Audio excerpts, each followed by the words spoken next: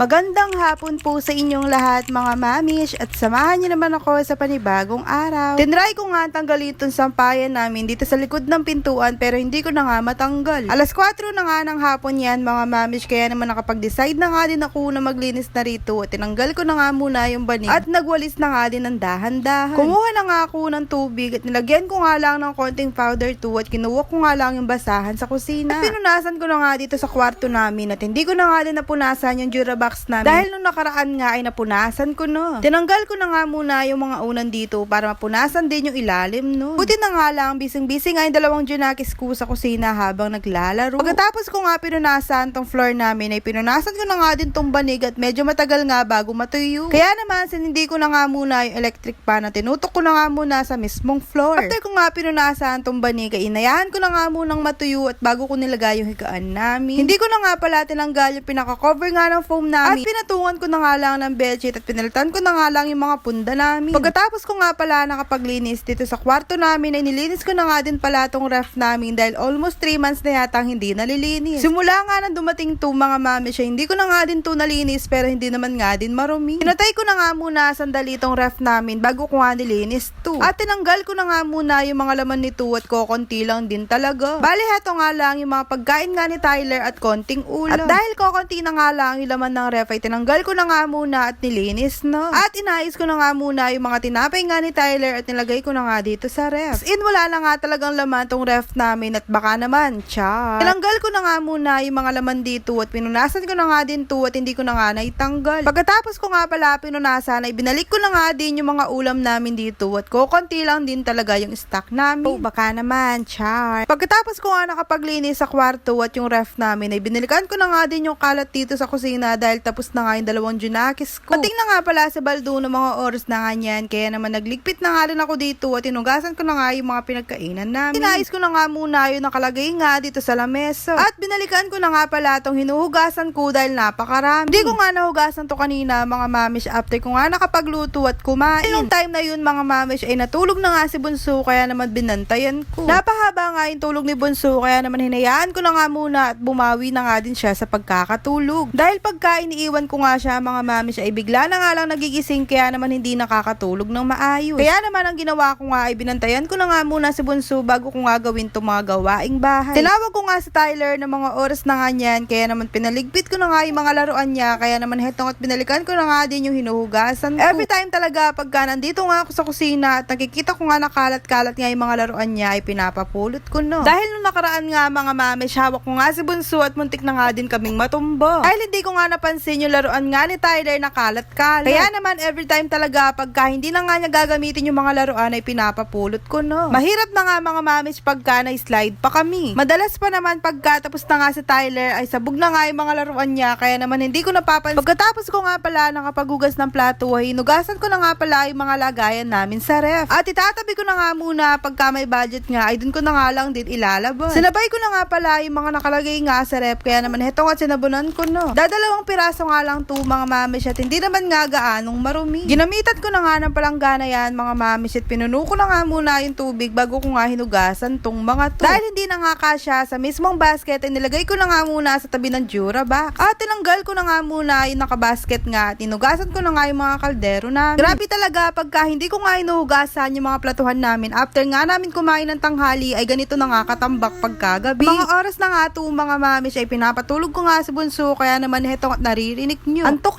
na nga tong si Bunso kaya naman hetong at pinatulog ko no. Every morning talaga mga mamish ay napakaaga nga gumising ni Bunso kaya naman no choice ako kundi tumayo. Kaya nagigising nga si Bunso ay dumadiretso nga siya sa may kusina at tinitignan nga niya si Baldo kung nandun po. Kaya naman pinapalagyan ko nga ng lock yung pintuan namin para sigurado nga kung hindi nakakalabas. Lock nga yung pintuan namin sa bandang itaas pero hindi nga abot ni Tyler. Kaya naman pinapalagyan ko nga sa bandang gitna. Iniisip ko nga mga mamish pagka biglang lumabas nga si Bunso sa may kusina ay dumaretso na nga siya sa may banyo namin. Dahil yung CR nga namin mga mamish ay wala pa nga pintuan baka biglang pumasok. Pagkatapos ko nga pala hinugasan yung mga platuhan namin at yung mga kaldero ay sinunod ko naman nga yung mga daddy ni Tyler. Sa mga oras na nga niyan mga mamish ay alas 10 na nga lang gabi ay hindi pa nga din ako tapos. Nagmamadali na nga pala ako ng mga oras na nga niyan mga mamish dahil baka biglang matulog si Tyler. At si Bunso naman nga mga mamish ay umiiyak na nga kanina pero pinagpatuloy ko pa nga tong ginagawa ko. Every time talaga pagka nakaibaldo nga si Bunso ay laging umiiyak. Kaya naman hinahayaan ko na nga si Bunso na magpunta nga rito at hindi ko na nga hinahayaan na umiyak